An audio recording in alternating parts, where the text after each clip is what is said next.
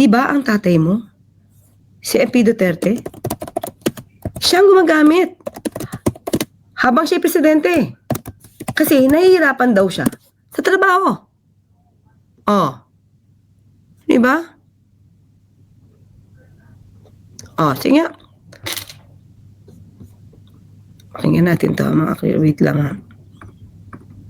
At sino ba ang nag-aabuso sa fentanyl na inamin din ng, ayan o, Duterte says, he uses marijuana to keep awake. Oh. Siya nag-ano yan, siya nag-amin yan. Oh.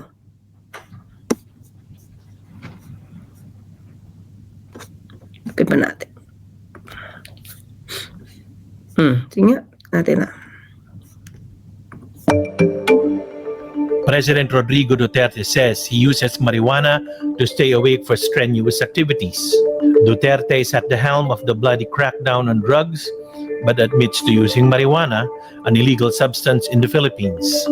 It's a killing activity. And I think my age, ako hindi masyado. Kasi nagmamariwana ako para magising. Diba? Umamin. Diba? Tapos, kayo nag-aakusa ng bangag administration, itatayin mo. Siya rin mamariwana, oh. Diba? Oh, wait lang.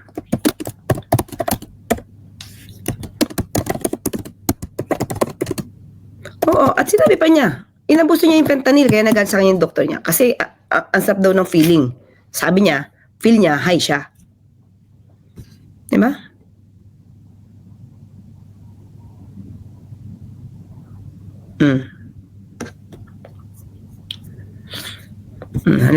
Hanapin natin yung video, ha?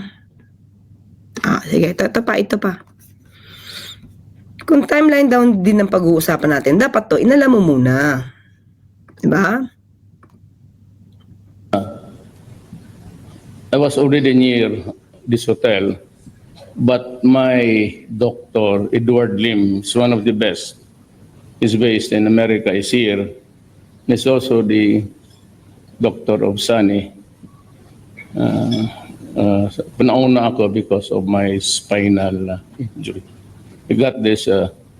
He got also his because of a bad spill sa motor.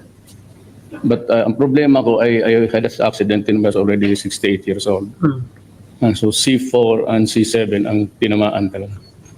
My wife was working in the United States for quite a time. Since she has seen so many spinal operations gone awry, and she would not have nothing to do with it. So I am perpetually in pain. In a scale, it's something like 1 to 1 to 1 to, because I have the distraction. And pero yung fentanyl, the doctor stopped it because he got mad. I'm supposed to cut it into 4 pieces, the 1 piece that you get from the package. There was a time na yung buong nilagay ko, because more than just the disappearance of pain, you feel that you are on cloud 9. Diba? Sinadya niya. Addictive yun eh. Yung fentanyl eh.